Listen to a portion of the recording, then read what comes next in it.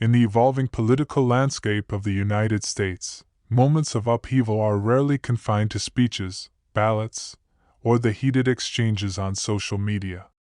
Sometimes, they manifest in shocking acts of violence that leave deep scars on the nation's psyche. Such is the case with the assassination of Charlie Kirk, the 31-year-old conservative activist and founder of Turning Point USA, who was gunned down during a campus event in Utah. The alleged perpetrator, Tyler Robinson, a 22-year-old from St. George, Utah, now sits at the center of one of the most polarizing criminal cases in modern American history.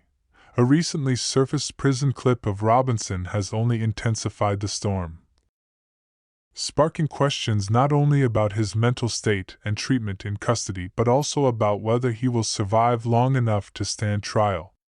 Behind this unfolding legal battle lies a narrative that combines political extremism, digital radicalization, personal disillusionment, and the tragic consequences of America's growing ideological divide. To fully understand the gravity of this story, one must trace the timeline of events, from Kirk's assassination to Robinson's capture, his descent into radicalism, and the broader implications of a case that speaks volumes about the dangerous currents shaping 21st century America. The assassination at Utah Valley University, September 10, 2025, was meant to be another milestone in Kirk's American comeback tour. Utah Valley University had invited him to address nearly 3,000 students and community members, many of whom gathered in the campus courtyard draped in patriotic colors and anticipation. Kirk thrived in such settings, debating liberal students, defending conservative values, tossing merchandise into cheering crowds while chants of USA, USA reverberated around him. Security at the event was notably relaxed. Only a small number of Turning Point staff and university officers were present, and there were no metal detectors or large-scale protective measures. Organizers assumed the rally would be celebratory rather than confrontational.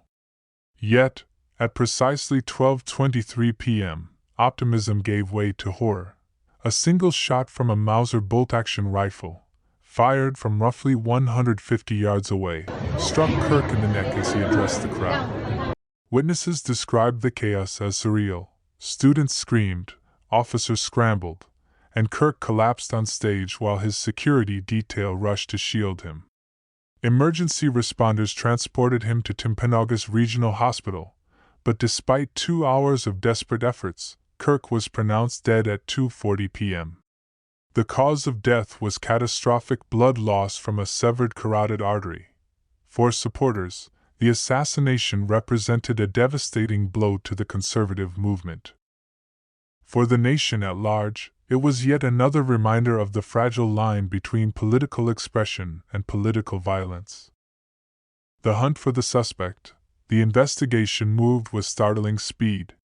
Surveillance footage soon revealed the suspect, later identified as Tyler Robinson, arriving in a gray Dodge Challenger hours before the event, loitering suspiciously, and eventually positioning himself on a rooftop with the weapon. After the shooting, Robinson was seen fleeing, injuring himself in the process, and then limping away through a parking lot. Digital evidence further implicated him. Messages sent to his roommate via Discord directed him to retrieve the hidden rifle, which Robinson had stashed in nearby foliage. These exchanges confirmed not only his premeditation but also his efforts to evade immediate capture. Ultimately, it was Robinson's father who recognized his son from FBI-released images. Rather than shielding him, he contacted law enforcement, coordinating with a local youth pastor and U.S. Marshals to ensure his son surrendered peacefully. On the evening of September 11th, just over 24 hours after the assassination, Robinson was in custody. The swiftness of his capture did little to calm public anger. Instead, his arrest ignited heated debates about motive, ideology, and the failure of existing security measures to prevent such an attack. Motives and media narratives. Why would Tyler Robinson, the son of a conservative, church-going family, assassinate a rising conservative star like Charlie Kirk? Theories abounded, but few offered clarity. Some argued Robinson had grown disillusioned with Kirk's brand of conservatism, seeing him as too performative and insufficiently radical. Others pointed to his personal relationship with his transgender partner, suggesting that exposure to anti-LGBTQ rhetoric may have fueled resentment toward Kirk. Still others framed Robinson as a casualty of online radicalization, where echo chambers of political hatred, conspiracy theories, and violent ideation blur ideological boundaries. The media split predictably along partisan lines. Right-wing commentators depicted the assassination as the inevitable outcome of leftist extremism and woke culture. Left-wing voices, conversely, argued that Robinson's upbringing in a pro-gun, pro-Trump household revealed the dangers of America's firearm culture and internal contradictions within conservatism itself. Even Donald Trump weighed in during a vigil at the Kennedy Center, declaring, "The issue lies with the left. The agitators, the flag burners, the ones disrespecting America. This is not us, it's them." His words further polarized the already fragmented discourse, transforming the tragedy into yet another flashpoint in America's endless culture war. Conspiracy theories and speculation. As often happens in politically charged crimes, speculation flourished. Some claimed that Robinson's precision suggested military or professional training, though firearm experts dismissed such claims, demonstrating that a shot at 142 yards was well within the capabilities of even amateur marksmen. Others pointed to viral footage of supposed hand signals exchanged by men near Kirk on stage, hinting at collusion or an inside job. Eyewitness testimony reinforced the perception of deliberate assassination rather than random violence. One student who had been in dialogue with Kirk moments before the shooting recalled the chilling suddenness of the event. "I was in the middle of challenging him when it all unfolded." Although many conspiracy theories lacked evidence, their persistence underscored the deep mistrust in official narratives and institutions. Tyler Robinson, from model student to assassin. To grasp the trajectory of Tyler Robinson's descent, it is crucial to understand his background.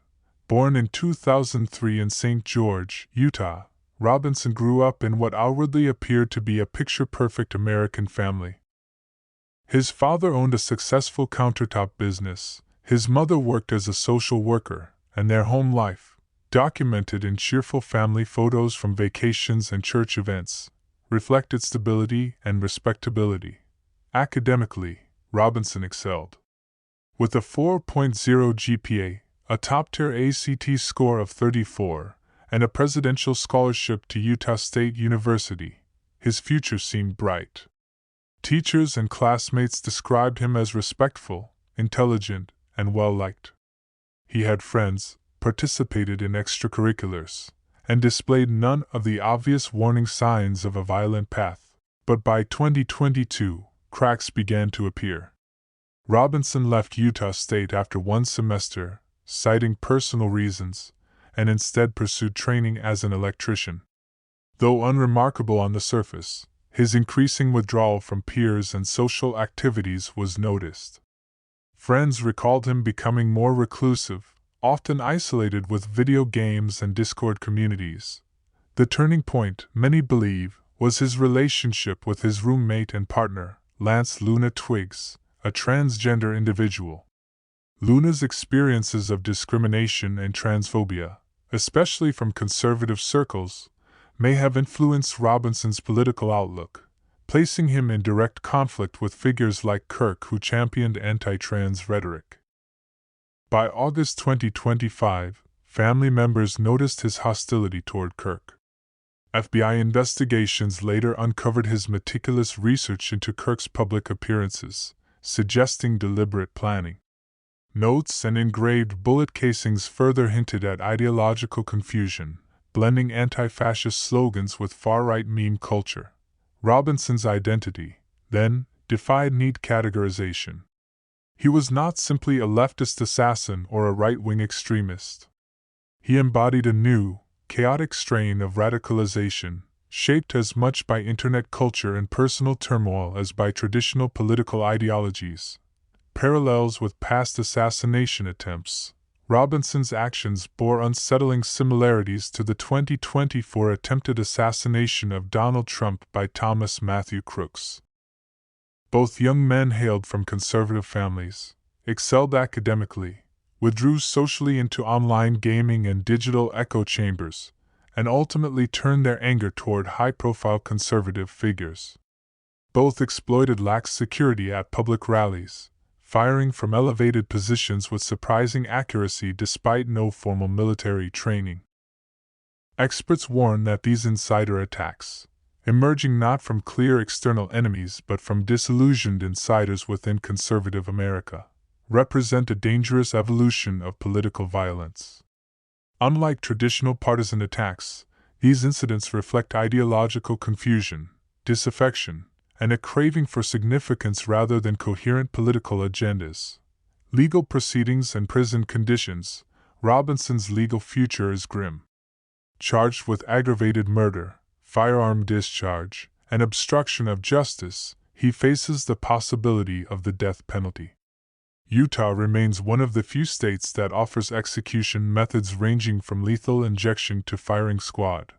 In his first court appearance via video link on September 16, Robinson appeared disoriented, sparking speculation about his mental health.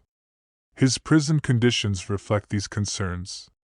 Housed in a special unit of Utah County Jail, he is under constant surveillance by medical, mental health, and correctional staff. Authorities fear both self-harm and retaliation from other inmates, creating an atmosphere of heightened tension. The leaked footage of Robinson in custody, now circulating online, has only amplified speculation about his well-being, with some fearing he may not survive long enough to face trial. Broader implications. The Robinson case reignites urgent debates about political violence, online radicalization, and security lapses. More than just the story of one assassin and one victim, it is emblematic of a nation where ideological divisions, amplified by digital culture, breed extremism among the very demographics once considered least likely to engage in such violence. It also underscores the fragility of American democracy, where political figures, whether admired or despised, are increasingly at risk from individuals radicalized not by coherent ideologies but by fragmented grievances, memes, and digital echo chambers.